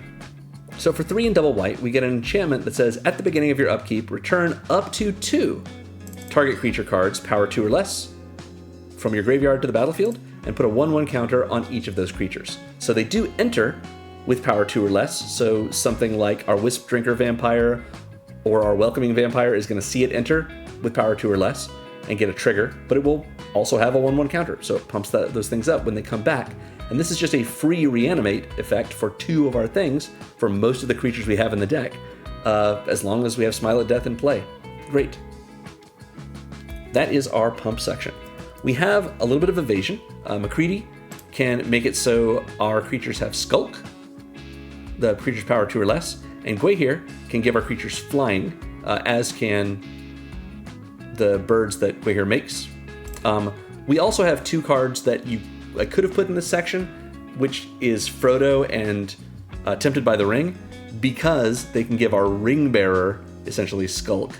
I didn't list those in here, but I'm mentioning it now because we know that that's another kind of evasion, and that is our evasion section. So we also have a little bit of recursion. We've actually got a little more than I thought we did. So the ones we've seen so far, Museo, at our end step, can bring something back from the graveyard that has mana value no greater than the amount of life we gain this turn. Foul Renewal can put a creature card back in our hand and maybe kill something in the process. Sorin can reanimate a creature with mana value no greater than the amount of loyalty we spend to, or with mana value equal to the amount of loyalty we spend to to activate his minus X ability. Smile of Death can bring back 2 creatures, each with power 2 or less, from our graveyard to the battlefield. Dawn can return all of our creature cards, power 2 or less, from our graveyard to our hand. And we also have Kolfanor's Urn. 3 generic mana for an artifact that says whenever a creature with toughness 4 or greater is put into a graveyard from the battlefield, or our graveyard from the battlefield, we may exile it. And at the beginning of our end step, if we have 3 or more cards exiled with Kolfanor's Urn, we sacrifice it, and if we do, we return those cards to the battlefield under their owner's control. So this can help us get back our commander. This can help us survive a board wipe, because it says 3 or more cards. So if we end up wiping the board and killing everything, and we have like 6 creatures with toughness 4 or greater, they're all going to get exiled under the urn. We go to our next end step and we get them all back after the urn breaks. Nice. That covers our recursion section. I just want to go over our token section before we are done here, because these are all the cards that can make tokens for us. Griffin Airy, at our end step, if we gain 3 or more life, we get a 2/2 flying Griffin. Lunar Convocation, at our end step, if we gain and lost life, we get a 1/1 bat with flying. Moseo enters and makes us a 1/1 pest that gains us life when it attacks. Preacher of the Schism gives us a 1/1 lifelinking vampire when it attacks the player with the most or tied for the most life. God Eternal Loketra gives us a 4/4 vigilant zombie warrior whenever we cast any creature spell. Great Unclean One makes us a 1/3 Plague Bearer of Nurgle demon at our end step, after draining each opponent for 2, or for each opponent who has less life than us. And Chadrick Silverquill can make us a 2/1 flying Inkling creature token. There you go. So that covers all of our tokens and every spell we have in our deck.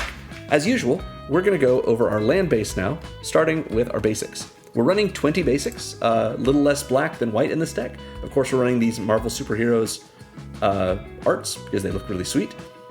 Neither of which really look like New York for the Kingpin, but that's fine. So yeah, this is solid. You could go a little heavier into white, but not too much in this deck because it's pretty even. But I do like to keep them a little more even than the proportions exactly say, just because I want to make sure that on turn 2 we can cast McCready because we've got a white source and a black source, or turn 3 we've definitely got black that we can cast our commander with. Next up, we have Umbral Expanse. This is a bicycle land. It's a land that is a plains and a swamp, inherently. So it taps for a white and a black. It comes in tapped, and we can cycle it for 2 generic, meaning when it's in our hand, we can pay 2 and discard it to draw a card. Something that we might do the same reasons we would with our Mind Stone. If we don't need it late game because we have plenty of mana, or if we're desperate for card draw early on, that's a good time to cycle it.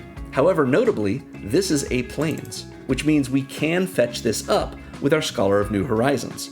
Scholar of New Horizons doesn't require us to find a basic plains, so Umbral Expanse is a good one to find, since if the Scholar puts it in play tapped anyway, well, it's going to come in tapped on its own, and we've at least found a way to get some black mana in addition to the white mana that we were searching for. And it's beautiful. Look at this Secrets of Strixhaven art. It's great. If you were to want to upgrade this bicycle land, I would suggest Godless Shrine. It's a shock land. It's much more expensive, money-wise, but it's a typed duel, and it's good. It goes in any white and black commander deck. We also have Isolated Chapel. This is a check land. It taps for white or black, and it enters tapped unless we control a plains or a swamp, which in this deck, we have 20 basic lands, but we also have 2 other typed duels, including Umbral Expanse. It is a plains and a swamp, so if this is in play, Isolated Chapel will come in untapped. Great.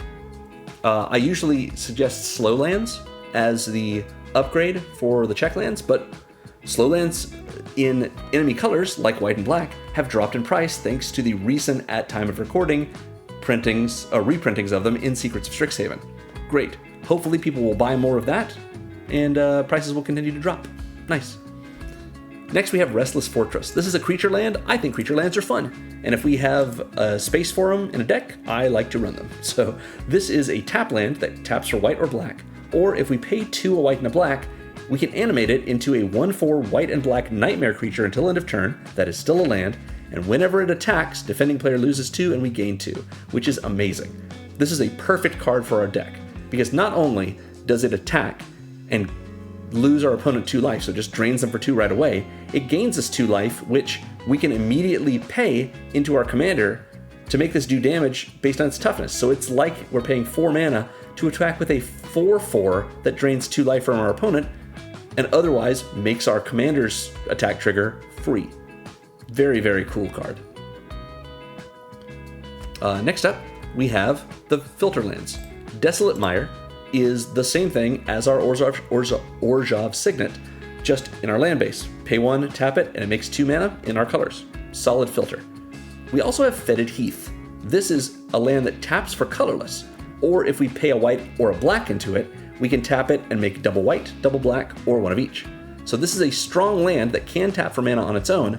However, notably, if we don't have another source of colored mana, Fetid Heath cannot produce colored mana. It requires colored mana in order to produce colored mana, as opposed to Desolate Mire, which doesn't require any kind of specific mana. It can be colorless mana itself to make colored mana. So both of these cards have a place in our deck, and are both pretty inexpensive, so might as well run both. Here are our 4 fixing lands. Of course, we're running Command Tower. It's a land with the same text as Arcane Signet, so it taps to make 1 mana of any color in our commander's color identity, so in this deck, white or black. It's an untapped duel. Of course we're going to run it. We would run it if it was a tap land, like we've already seen with Restless Fortress. Or like Path of Ancestry. This is a land that enters tapped and has the same text as Command Tower. And it also says, when that mana is spent to cast a creature spell that shares a creature type with your commander, scry 1.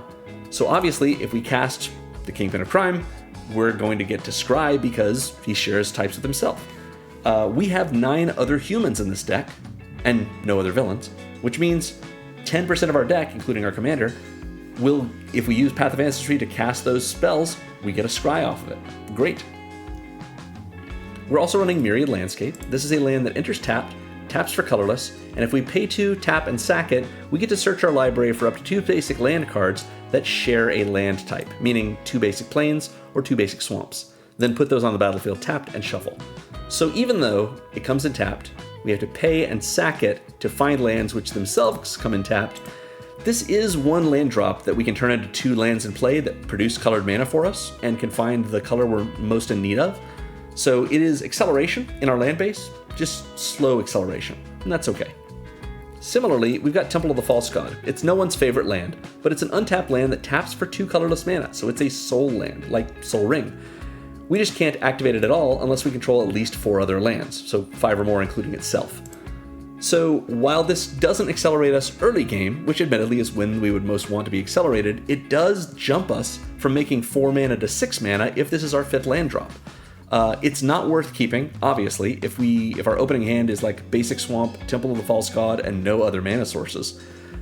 Just mulligan that, that's fine. But if we get this out mid-game or late game, it's still making mana for us, and it's making more mana than the number of land drops it took to get it in play, and that's solid. Next up, we have Caves of Koilos. This is a pain land. It is the same as our Talisman of Dominance, or Hierarchy rather.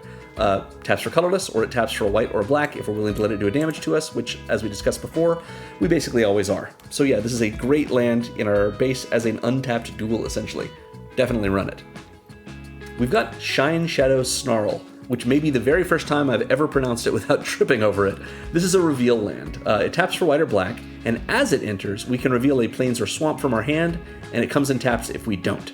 So as long as we have any basic land or dual-typed land in our hand when we play this, it's an untapped duel.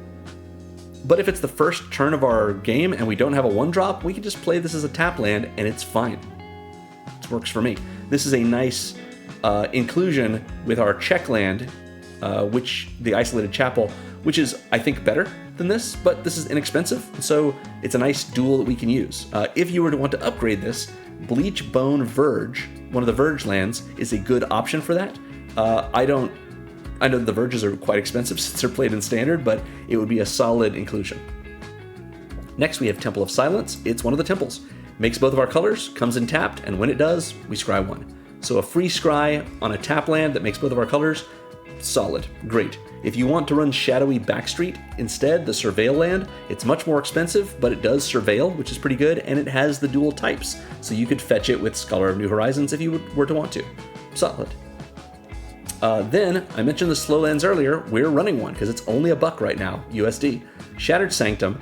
taps for both of our colors, and enters tapped unless we control 2 or more other lands. Doesn't even matter what kind of lands they are. So this is a great card that, like I mentioned, its price has dropped thanks to being reprinted in Secrets of Strixhaven, and it rounds out our sort of suite of check land, reveal land, slow land. You know, just nice to be able to have all 3. Great. We also have Eclipsed Steppe, which is a Tango land. Interestingly, the Tango lands also in this is a new Tango land as of Secrets of Strixhaven, much like the Umbral Expanse Bicycle land, but the Tango lands are more expensive, surprisingly. I mean, they're good, don't get me wrong, but I don't know. Seems like they should print these a lot more and drive the price down. In any case, this is another dual-typed land. So we have 22 cards in our deck that have either the Plains type, the Swamp type, or both to help out our reveal lands and our reveal land or our check land, or to be fetched with our Scholar of New Horizons. This is a Plains and a Swamp, so it taps for white or black, and it enters tapped unless we control 2 or more basic lands. So as opposed to the Shatter Sanctum, which comes in tapped unless we control 2 or more other lands, the Tango land requires us to have basics, but it does have basic types itself, even though those don't count as it being a basic, of course, but it's just a nice little bonus for us for those other reasons. Again, if you were to want to upgrade this, Godless Shrine is a nice shock land that would be just fine for it. Finally, we have a few utility lands. Castle Lochthwain from Throne of Eldraine, my favorite set, is a land that enters tapped unless you control a swamp, doesn't have to be a basic swamp, and it makes black when we tap it. Or we can pay 1 and double black and tap it to draw a card, and then lose life equal to the number of cards we then have in our hand. So, kind of an expensive way to draw cards, but it's in our land base, and we have a deck that gains a lot of life, so usually worth paying for. And honestly, it's black. You know, greatness at any cost. Give me that card. Next, we have Demolition Field. When I was talking about Emergency Eject, I talked about how the kind of decks I build for this channel are of a power level that usually is attractive to players that aren't looking for an experience where there's any possibility of their lands getting blown up. And like I say, that's fine. However, you do have to have, or it is reasonable to have, a single one-of answer to a problematic non-basic that an opponent's running. For example, someone running a Rogue's Passage in their Voltron deck so that they're able to attack in unblockably, or someone running a Glacial Chasm or a Maze of Ith in their deck that is trying to prevent us from doing damage to them. Anything that empowers an opponent's game plan or disempowers our own is a threat to us, and threats need to be answered. Demolition Field is my best example or suggestion for a way to answer those kinds of things. So this is a land that comes in untapped, taps for colorless, or if we pay 2, tap and sack it, we destroy a non-basic land that an opponent controls, and that opponent then gets to search their library for a basic land, and then put it on the battlefield untapped. And so do we. So neither we nor they are down a land, even though they lost their non-basic and we lost our demo field. We both got basics in play, assuming, of course, we had basics left in our libraries, and they even come in untapped. So we're not really denying anyone mana unless the land we're blowing up is like a Gaia's Cradle, and then that's pretty reasonable. But yeah, even at the tables that don't want to see lands get blown up, demo field is usually pretty acceptable, even there. Rogue's Passage, I just mentioned, it's just good in a deck that's trying to win with combat damage. Comes in untapped, taps for colorless, or we can pay for and tap it, and target creature can't be blocked this turn. So we can use this in 3 ways. We can use it for our own creatures to swing in unblockably, and of course protect our creature from dying from being blocked. We can use it politically by getting an opponent to agree with a deal that we make, where we make their creature unblockable, and then they leave us alone for a turn cycle or give us something else when they attack someone else, that is. We don't want to make them unblockable and then let them attack us, of course. Or we can just interfere with another combat. Let's say opponent A is attacking opponent B, and we say, hey, before blocks, I'm going to make your big creature unblockable with my Rogue's Passage. That's just fun. No one generally expects a player who's not involved in the combat to interfere in it. So it just makes for fun moments in the game. And of course, if we're using this politically or we're using it strategically like that, it's us using one player's attacks and their creature to do damage to another one of our opponents. Great for us either way. Love Rogue's Passage. Finally, we've got Vault of the Archangel. I mentioned that our Wisp Drinker Vampire is sort of a baby version of this. This is an untapped land, taps for colorless, or we can pay 2, a white and a black, and tap it, and creatures we control gain Death Touch and Lifelink until end of turn. Solid. Just a great way to give all of our creatures the pseudo evasion of Death Touch, to get a bunch more life for ourselves, and it only costs us essentially 5 mana, 4 plus tapping the vault itself, and that just makes everything great. In addition, we can activate this at instant speed, so if we really want to kill our opponent's stuff, we can attack without activating this, then activate it after blocks. So we're not using Death Touch as a deterrent for blocking, we're using it as just a way to kill their stuff. Neat. It's really cool. And that sums it up. Again, I'm releasing new Marvel Superheroes Commander decks every Thursday through mid-August when the Hobbit set drops, so let me know in the comments if you'd like to see a specific commander or deck style. Thanks for watching, everyone. If you want to support what I do here, make sure to like and subscribe, ring the bell if you want to be notified when my videos go live, consider becoming a member on this channel on YouTube, or joining my Patreon at patreon.com/secondmonitormagic. And remember, most of all, that magic is fun. You should play more Magic.